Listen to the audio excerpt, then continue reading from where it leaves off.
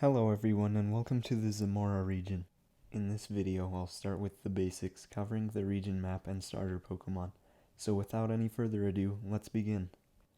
The wind blows calmly westward. The sky is cloudless. Water splashes up onto your face as you advance towards the island on the horizon.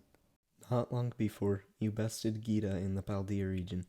Now you seek new adventures in the distant Zemora region, where you will meet all new Pokemon including regional variants, Pokemon professors, rivals, a villainous team, gym leaders, Elite Four, and a fellow champion.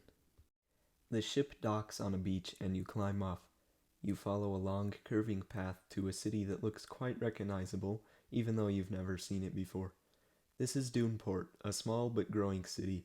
It serves as one of the Zemora region's many ports, but unlike the others, it is purely dedicated to bringing in Pokemon trainers. For this reason, it has been decided to keep it natural and small with only its original inhabitants and one of the region's professors calling this place home. Here you will meet Professor Jefferson, a Pokemon geneticist. At the moment, he is studying Pokemon typing genes, the gene that determines a Pokemon's type. After meeting the professor, he will invite you to come to his lab, where he generously gives you your first starter. While in the lab, you will also meet Kai, an aspiring trainer who seeks to challenge your title as champion. You will choose from Crabblade, Volcanior, or Bluegwyn. Crabblade is the grass starter, its name based on crab and grass blade. It is the hermit Pokemon.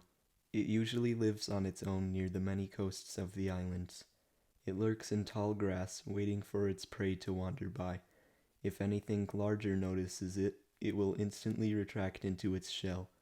It is 8 inches tall and weighs only 8 pounds, but it is sure to grow much larger. This Pokemon's stats are mostly balanced, as are all of the starters, but has slightly higher stats in defense and health at this stage. Volcanior is the fire starter of the region. Its appearance is similar to that of a molten igneous rock. Its name is similar, being a combination of volcano and noir, as it is unruly and often dangerous. This Pokemon usually spends its time near volcanoes where it rests and feasts upon volcanic rock. This keeps its body warm. The ancient inhabitants of the island often used it as a heat source. It is 9 inches tall and weighs in at 56 pounds. At this stage, it has slightly higher stats in attacking and health. Bluegwyn is the water starter of the region, being based on the little blue penguin.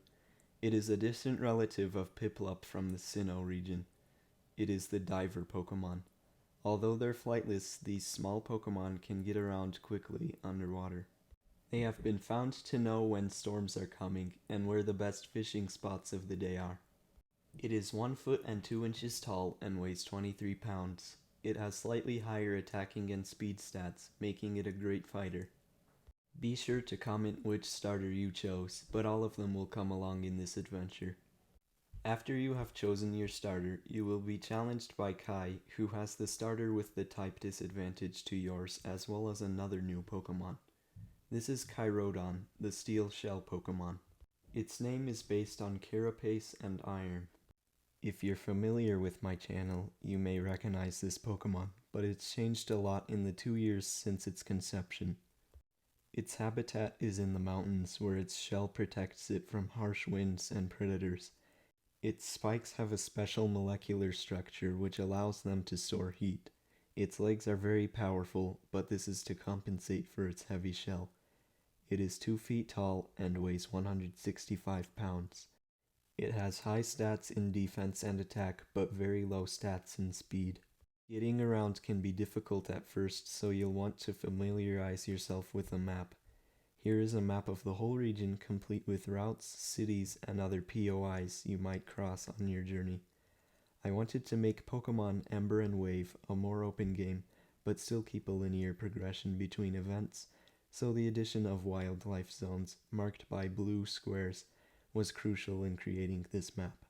Some paths lead multiple ways so as to allow you to make your own decisions, and multiple gyms will be accessible at once to allow you to take different paths based on your Pokemon teams. You're currently here and you'll soon head off onto Route 1, but that's for the next video. I plan on uploading that in a couple weeks or so stay tuned. Thanks for watching to the end of this video. I hope you had a good time, and if you did, please consider subscribing. On that note, I'll see you soon.